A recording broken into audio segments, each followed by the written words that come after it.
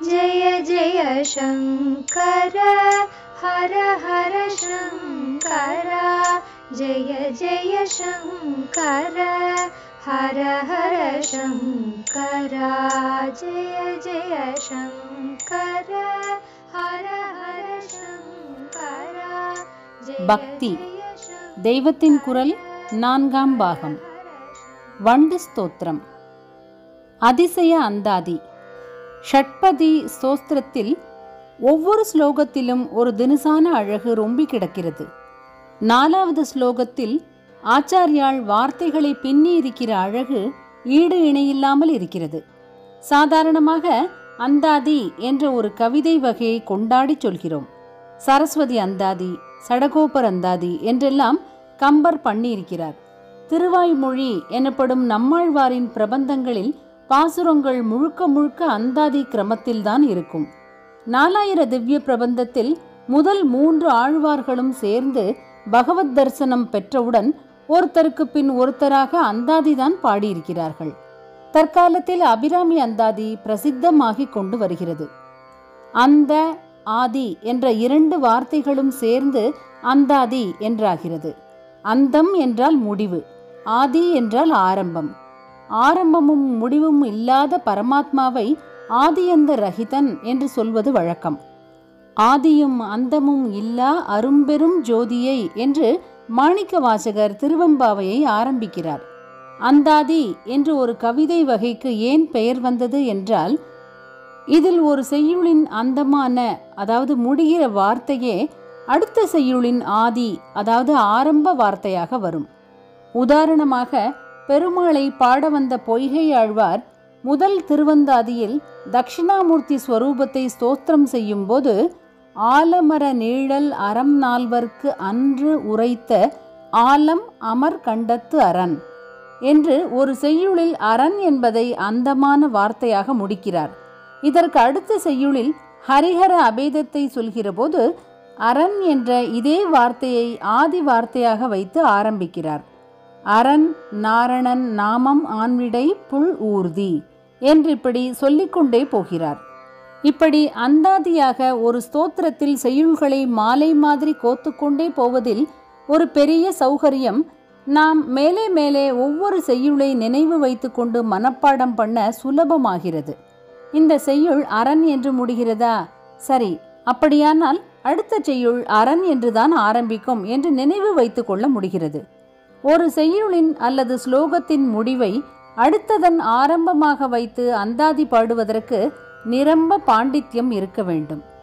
நம் ஆச்சாரியாலோ இதைவிட பல மடங்கு கஷ்டமான ஒரு சாதனையை ஷட்பதியின் 4வது ஸ்லோகத்தில் அனாயாசமாக பண்ணியிருக்கிறார். ஒரு ஸ்லோகத்துக்கும் இன்னொரு ஸ்லோகத்துக்கும் அந்த ஆதி தொடர்பு இருப்பதை விட எத்தனையோ மடங்கு கடினமானதாக ஒரே ஸ்லோகத்துக்குள்ளேயே ஒரு வார்த்தைக்கும் அடுத்த வார்த்தைக்கும் அந்த ஆதி தொடர்பு இருக்கிற விதத்தில் இங்கே பதங்களை கோத்து கொண்டு போயிருக்கிறார். அந்த ஸ்லோகத்தை சொல்கிறேன். உத்ருத நக நகபிதனுஜ தனுஜ குலாமித்ர மித்ர சசி திருஷ்டே பவதி. இதுவரை பதத்துக்கு பதம் அந்தாதி கிரமத்தில் வந்திருக்கிறது.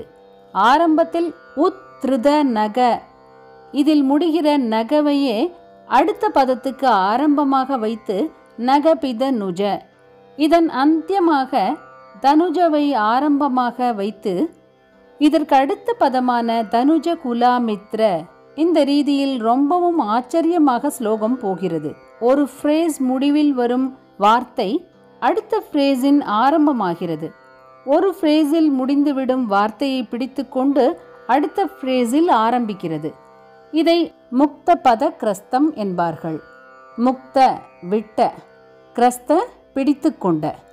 முதல் வரி முடித்துவிட்ட திருஷ்டேவை பிடித்து கொண்டு 2வது வரியை திருஷ்டே பவதி என்று ஆரம்பித்து அப்புறம் இந்த பவதி அக்ஷரங்களையே பல தினசில் திருப்பி திருஷ்டே பவதி பிரபவதி ந பவதி கிம் பவதிரஸ்காரக என்று முடிக்கிறார். முழு ஸ்லோகத்தையும் சேர்த்து சொன்னால் ஒரு தைலதாரை பிசிறில்லாமல் முறிவுபடாமல் விழுகிற மாதிரி வார்த்தைக்கு பின் வார்த்தையாக தானாக சேர்ந்து கொண்டே போகும். உத்ருத நக நகபிதனுஜ தனுஜ குலாமித்ர மித்ர சசி திருஷ்டே திருஷ்டே பவதி பிரபவதி ந பவதி கிம் பவதிரஸ்காரக. ஸ்லோகத்தின் உச்சாரண அழகு கெட்டுப்போகக்கூடாதென்று இங்கே சீர்பிரிக்காமல் சந்தி பிரிக்காமல் சொன்னேன். பிரித்து சொன்னால் நகபிதனுஜ என்பது நகபித் அனுஜ என்றாகும்.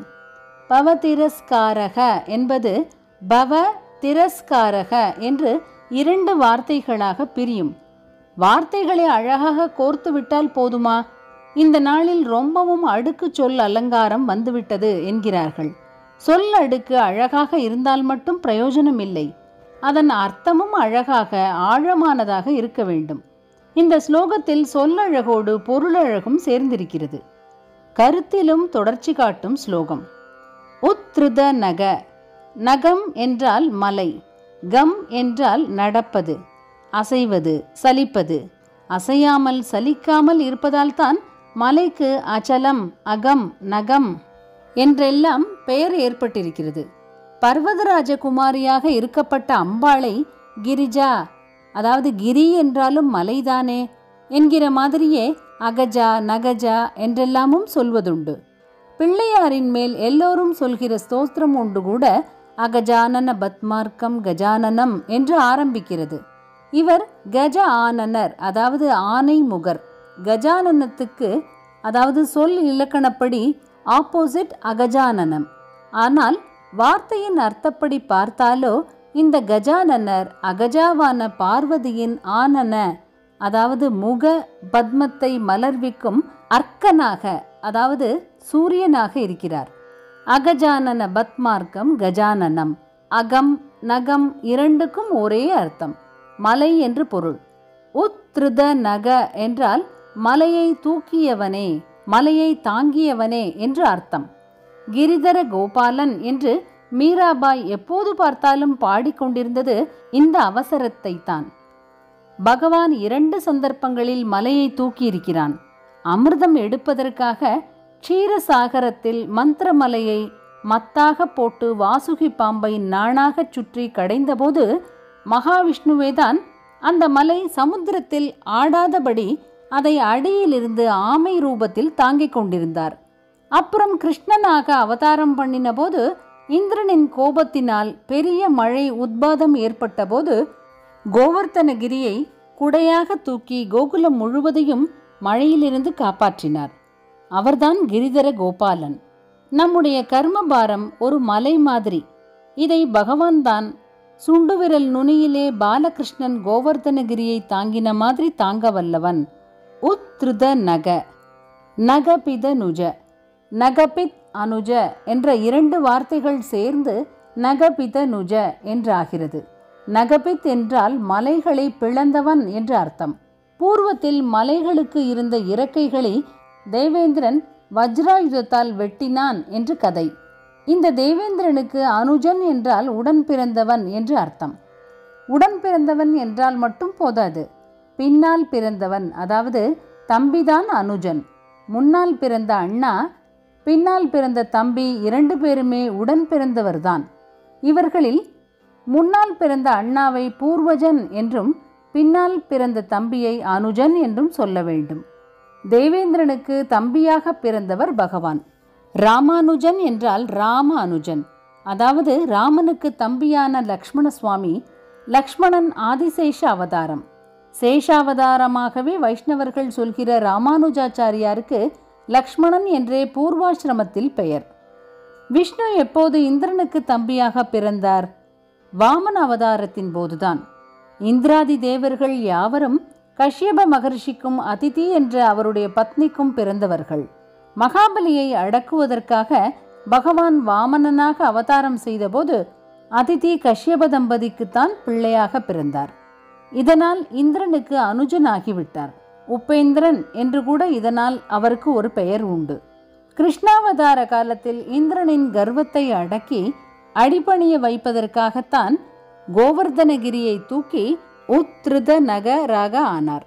பூர்வத்தில் வாமனாவதாரத்தில் அதே இந்திரனுக்கு சகோதரனாக நகபிதனுஜனாக இருந்திருக்கிறார். அப்போது மகாபலியை அடக்கி இந்திரனுக்கு தேவலோக ஆதிபத்தியத்தை மீட்டு கொடுத்தார். பகவானுக்கு தனியாக ஒரு மனுஷர் மீது பிரியம் அப்பிரியம் என்பதில்லை. ஒருவர் அடக்கத்துடன் தர்ம வழியிலே வர நினைத்தால் பிரியமாயிருப்பார். அவரே அகங்கரித்து கொண்டு அதர்மமாக போனால் தண்டிப்பார். ஒருத்தர் செய்யும் நல்லது கெட்டதுகளை வைத்தே அவரது பிரியாபிரியங்கள். ஒரே ஆசாமியின் விஷயமாக இப்படி அவர் மாறுபட்டு செய்ததை ஒரே ஸ்லோகத்தில் அடுத்தடுத்து ஆச்சாரியால் கோத்து கொடுத்திருக்கிறார். உத்ருத நக நகபித நுஜ. அதிசய அந்தாதி நாளை தொடரும். ஜெய ஜெய சங்கர, ஹரஹர சங்கர. மகாபெரியவா சரணம். जय जय शङ्कर हर हर शङ्कर जय जय शङ्कर हर हर शङ्कर जय जय शङ्कर।